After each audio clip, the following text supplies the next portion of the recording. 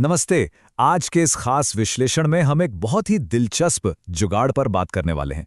चिलचिलाती गर्मी में जब घर की छतें बिल्कुल ओवन की तरह तपने लगती हैं, तो कैसा रहे अगर कबाड़ में पड़ी कुछ बेकार सी चीजों से एक मामूली से पंखे को एक पावरफुल एसी में बदल दिया जाए। जी हाँ, आज हम बिल्कुल यही डिकोड करने वाले हैं कि कैसे रोजमर्रा के सामान से इस भीषण गर्मी को मात दी जा सकती है। चलिए सीधा शुरू करते हैं। अब सबसे पहला सवाल जो दिमाग में आता है, क्या सच में एक साधारण पंखा एसी वाली ठंडक दे सकता है?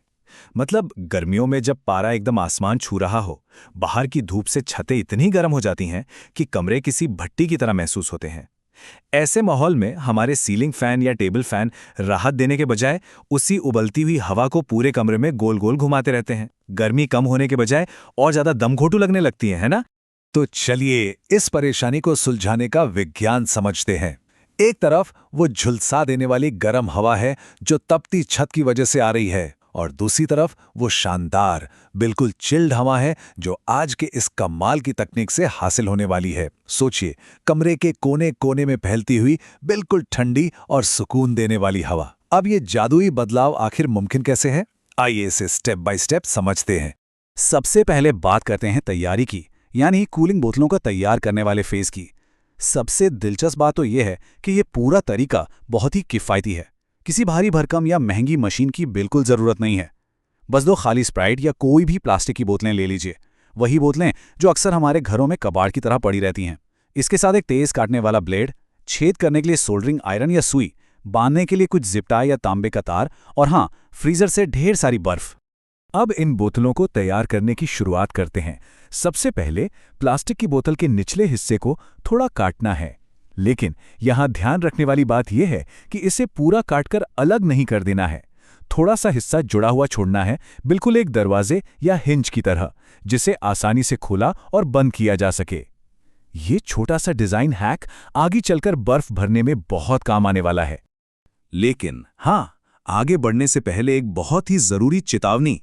तेज ब्लेड का इस्तेमाल करते वक्त बहुत ज्यादा सावधानी बरतनी है। देखिए, बोतल का प्लास्टिक काफी सख्त होता है और ब्लेड के फिसलने का पूरा चांस रहता है। इसलिए इसे काटते समय कोई जल्दबाजी नहीं करनी है, बिल्कुल आराम से काम करना है ताकि हाथों में कोई चोट ना लगे। खैर, बोतल कटने के बाद अगला काम है वेंटिलेशन का, मतलब हवा के आर पार जाने का रास्ता बनाना। इसके लिए दोनों बोतलों में चारों तरफ छोटे छोटे छेद करने हैं। अगर सोल्डरिंग आयरन है तो काम एकदम चुटकियों में हो जाएगा, लेकिन अगर नहीं है तो कोई बात नहीं। गैस स्टोव पर एक साधारण सुई को गर्म करके भी ये छेद बड़ी आसानी से बनाए जा सकते हैं। यही वो छोटे छोटे छेद हैं जो आगे चलकर ठंडी हवा को पूरे कमरे में फैलाने का असली काम करेंगे। आइए अब अगले और बहुत ही अहम फेज की तरफ बढ़ते हैं, जो है इस पूरे सेटअप को पंखे पर माउंट करना। हमने जो बोतलें तैयार की हैं उन्हें पंखे के पीछे वाली जाली पर सेट करना है। यहाँ ये सुनिश्चित करना बहुत बहुत जरूरी है कि बोतलें जिप टाई या तार की मदद से जाली पर एकदम कसकर बंधी हों।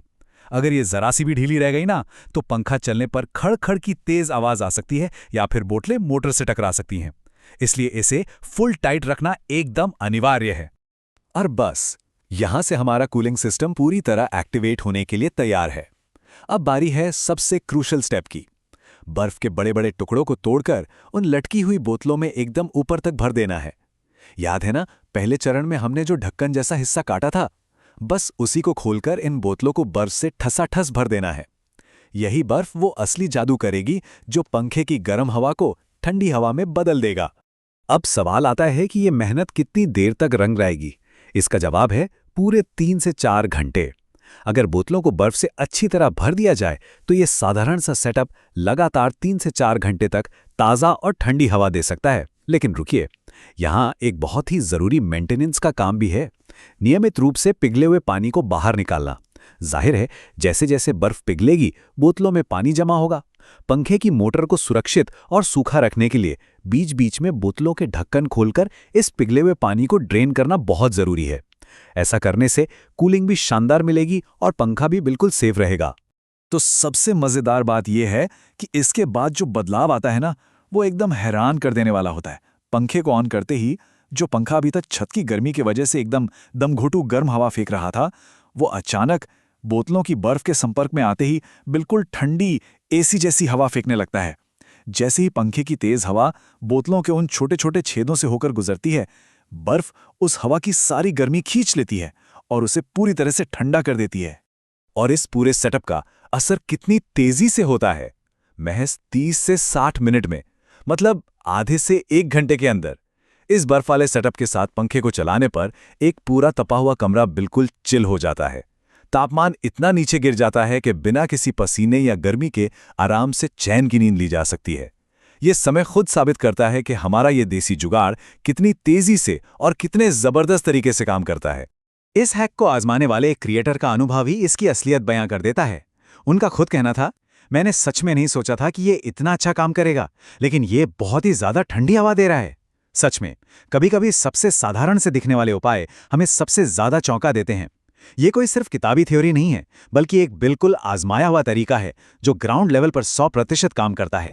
आज के इस विश्लेषण के आखिर में एक बहुत ही गहरा विचार सामने आता है कि कैसे बिल्कुल बेसिक साइंस और घर के बेकार पड़े सामान हमारी रोजमर्रा की बड़ी बड़ी समस्याओं को पल भर में सुलझा सकते हैं।